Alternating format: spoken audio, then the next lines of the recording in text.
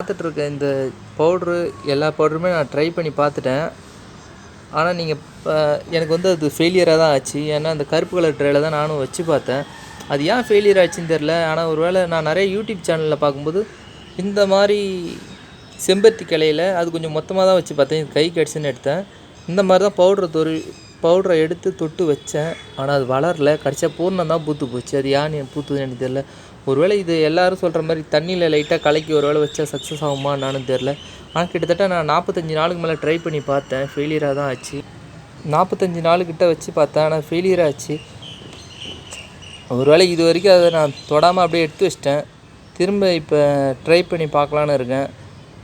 ஏன்னா ஒருவேளை நம்ம செஞ்சது தப்புன்னு எனக்கு நல்லா தெரியுது. ஏன்னா இந்த பவுடரை கண்டிப்பாக செஞ்சு விற்கிறாங்கன்னா அது ஒரிஜினலாக தான் இருக்கும். ஒருவேளை நம்ம செஞ்சதில் தான் ஃபால்ட் இருக்குதுன்னு நான் கண்டுபிடிச்சிட்டேன். திரும்ப ஒரு வாட்டி உங்களுக்காக ட்ரை பண்ணி பார்ப்போம். கண்டிப்பாக வீடியோவை லைக் பண்ணுங்கள், ஷேர் பண்ணுங்கள், கமெண்ட் பண்ணுங்கள்.